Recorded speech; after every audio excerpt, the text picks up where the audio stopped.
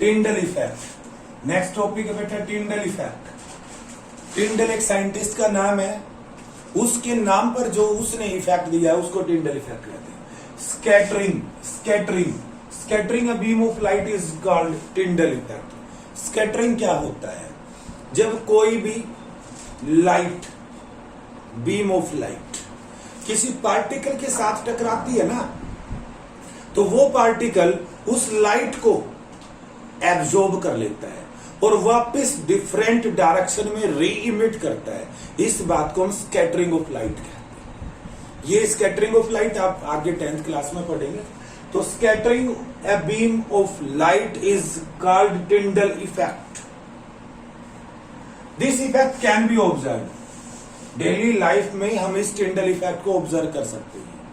When a fine beam of light enters a room through a small hole. आपने देखा होगा बेटा, आप एक रूम को बंद कर लें और एक स्मॉल होल छोड़ दें, वहां से जब लाइट एंटर करती है रूम के अंदर, आप 10 पार्टिकल को उठा दें। जब वो लाइट वहां से fine beam of light enter करेगी तो उस लाइट का पाथ विजिबल होगा आपको, क्योंकि जो रूम के अंदर डस्ट पार्टिकल है वो क्या करेंगे, वो उस लाइट बीम को, ray of light you can say, beam of light होता है, उसको स्कैटर कर देते हैं और वो टिंडल इफेक्ट ऑब्जर्व हो जाता है वहां पर। सेकंड, ऐसी observation when sunlight passes through the canopy of A dense forest. Canopy of A dense forest most important example है। देखो, डेंस फॉरेस्ट जहां पर होता है, पत्ते आपस में उलझ जाते हैं, इधर उधर पत्ते फंस जाते हैं, कहीं से गैप मिलेगा, ऊपर से सनलाइट आएगी, तो ऊपर से सनलाइट आती है तो उसका पाथ विजिबल होता है। तो कुछ जो रेज या you can say beam of light इधर जाएंगी, कुछ इधर कुछ इधर, तो इस प्रकार वो आपस में टकराते हैं और वहां पर एक सीन बन जाता है। ठीक है, वो उसको आप canopy of the dense forest कह सकते हैं। एनसीईआरटी बुक में एक एग्जाम डायग्राम गिवन है canopy of the dense forest का, वो टिंडल इफेक्ट को शो करता है। तो हमें बार बार properties of solution, property of suspension, और अभी हम करेंगे प्रॉपर्टीज ऑफ कोलोइडल में हम इस बात को पढ़ रहे हैं बेटा कि they show the Tyndall effect और they scatter the beam of light. तो वो scatter the beam of light का मतलब क्या है? वो जो टिंडल इफेक्ट का प्रोसेस है वही स्कैटर है, वही स्कैटरिंग ऑफ लाइट है। Now the properties of A colloid. हम कोलोइडल सॉल्यूशन की बात कर रहे हैं। कोलोइड क्या होता है ये चीज हम पढ़ चुके हैं, एग्जाम्पल उसका एक पढ़ चुके हैं। अब हम प्रॉपर्टीज पढ़ेंगे उस कोलोइड की क्या होती है। हमें पता है जो कोलोइड या कोलोइडल सॉल्यूशन है वो एक हेट्रोजीनियस मिक्सचर होता है। अपीयर तो होमोजीनियस होता है बट वास्तव में वो हेट्रोजीनियस मिक्सचर होता है। Second, scatter beam of light. अब आप समझ गए बेटा, कोलोइडल जो सॉल्यूशंस होते हैं they scatter the beam of light. Means जब हम बीम ऑफ लाइट को कोलोइडल सॉल्यूशन के अंदर से पास करते हैं तो कोलोइडल के पार्टिकल उस लाइट को स्कैटर कर देते हैं, जिसके कारण उस लाइट का पाथ विजिबल हो जाता है और उसी स्कैटरिंग ऑफ लाइट को हम टिंडल इफेक्ट कहते हैं। तो कोलोइडल पार्टिकल्स क्या करते हैं? Scatter a beam of light. Third point, A colloidal is quite stable. ये अनस्टेबल नहीं है, ये क्वाइट स्टेबल है। सस्पेंशन अनस्टेबल होता है, ट्रू सॉल्यूशन स्टेबल होते हैं, but colloidal solution is quite stable. cannot be separated by filtration. Cannot be separated by filtration. But special technique of separation, centrifugation can be used. Special separation unit जो कुछ methods होते हैं हम उनको use कर सकते हैं। For example centrifugation process. अब हम बात करेंगे बेटा कंपोनेंट्स की ऑफ ए कोलोइडल सॉल्यूशन। जो एक कोलोइडल सॉल्यूशन होता है उसके भी दो कंपोनेंट होते हैं। जिस प्रकार ट्रू सॉल्यूशन मींस सॉल्यूशन के दो कंपोनेंट होते हैं, सोल्यूट एंड सोलवेंट। इसी प्रकार कोलोइडल सॉल्यूशन के भी दो कंपोनेंट होते हैं, एक dispersed phase solute like, solute की तरह जो कंपोनेंट होता है कोलोइडल सॉल्यूशन का, उसको डिस्पर्स्ड फेज कहते हैं।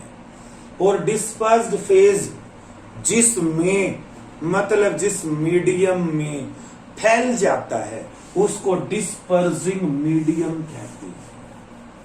तो dispersed phase and dispersing medium are the two components of a colloidal solution.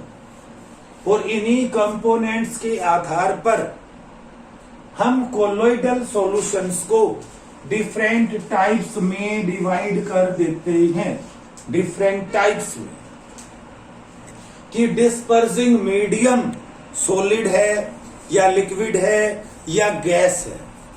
और डिस्पर्सिंग मीडियम सपोज लिक्विड है तो लिक्विड में लिक्विड डिस्पर्स हुआ है या सॉलिड हुआ है या गैस हुआ है। और इस हिसाब से हम different types of colloidal solutions पढ़ेंगे। अगर डिस्पर्स्ड फेज लिक्विड है और डिस्पर्सिंग मीडियम गैस है तो जो कोलोइडल सॉल्यूशन बना हम उसको एरोसोल कहेंगे। तो aerosol is a type of colloidal solution. अगर डिस्पर्सिंग मीडियम फिर गैस लेकिन डिस्पर्स्ड फेज सॉलिड है तब भी हम उसको एरोसोल ही कहेंगे। फॉर एग्जाम्पल स्मोक, ध्यान से देखें बेटा, स्मोक जिसको आप धुआं कहते हैं, क्या होता है स्मोक? जब हम किसी भी फ्यूल को मींस कार्बन को बर्न करते हैं तो क्या होता है, कुछ अनबर्न कार्बन पार्टिकल्स बच जाते हैं। बिना जले हुए कार्बन के पार्टिकल्स ब्लैक कलर के होते हैं, वो हवा में ऊपर उठते हैं, आप उसको धुआं कहते हैं। तो एयर में जब अनबर्न सॉलिड पार्टिकल्स फैल जाते हैं तो धुआं कहलाता है। तो वो एक प्रकार का कोलोइडल सॉल्यूशन हो गया जिसको हम एरोसोल कहेंगे। इसका मतलब गैस में, एयर में सॉलिड पार्टिकल्स डिस्पर्स हो गए, उसको एरोसोल कहते हैं। स्मोक एरोसोल का एग्जांपल है। फॉग, क्लाउड, मिस्ट, ये भी एरोसोल के एग्जांपल होते हैं। अगर हवा में पानी की बूंदें हैं तो हम उसको मिस्ट कहते हैं। इसका मतलब अगर गैस में लिक्विड फैल गया तो उसको एरोसोल कहते हैं। तो इसी प्रकार आप एनसीईआरटी बुक से टेबल 2.1 कंप्लीट याद करेंगे बेटा, ध्यान दें। एक दो और भी हम बात समझ लेते हैं। फॉर एग्जाम्पल देखो, इन तीनों में लिक्विड क्या है? डिस्पर्सिंग मीडियम है। अगर लिक्विड डिस्पर्सिंग मीडियम है और लिक्विड ही डिस्पर्स्ड फेज है, ध्यान दें, अगर लिक्विड में लिक्विड है तो ऐसे इमल्सन, ऐसे कोलोइडल सॉल्यूशन को हम इमल्सन कहते हैं। मिल्क इमल्सन का एग्जाम्पल है। मिल्क एक कोलोइडल सॉल्यूशन का एग्जाम्पल है। कोलोइडल सॉल्यूशन की डिफरेंट टाइप्स होती हैं। इमल्सन क्या होता है? पेपर में क्वेश्चन आ जाता है, what is the difference between emulsion and aerosol? These are the different types of colloidal solutions. In emulsion, both dispersed phase and dispersing medium are liquid. But in case of aerosol, dispersing medium is gas or dispersed phase may be liquid or solid. Next हमारा point आ जाता है बेटा, soul क्या है? ध्यान दें, अब dispersing medium फिर लिक्विड है लेकिन अब की बात डिस्पर्स्ड फेज सॉलिड है। For example milk of magnesia या मड। जब आप पानी में सॉलिड मिला दें, मिट्टी मिला दें तो सोल बनता है। What is the difference between sol and emulsion? In emulsion both dispersing medium and dispersed phase are liquid, but in case of sol, dispersing medium is liquid but dispersed phase is solid.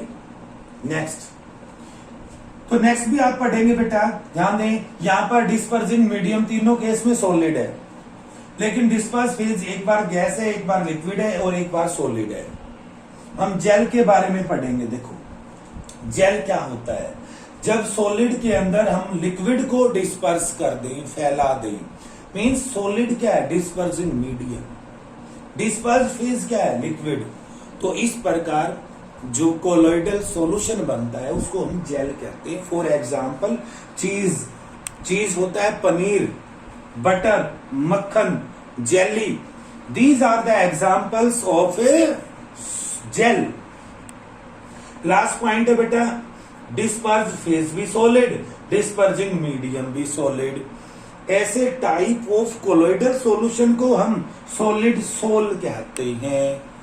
For example milky glass.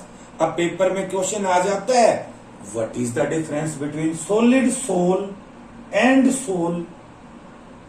तो आप किस हिसाब पर उनको differentiate करेंगे, on what basis you differentiate these two terms. तो हम इनमें क्या बताएंगे बेटा, डिस्पर्स फेज क्या है और डिस्पर्सिंग मीडियम क्या है। These two are the different types of a colloidal solution। तो ये कंप्लीट एक टेबल है आपके एनसीईआरटी बुक में, टेबल 2.1, और यहाँ पर different types of colloidal solution के बारे में बताया गया है। तो ये आपका पूरा कोलोइडल सॉल्यूशन के बारे में हो गया।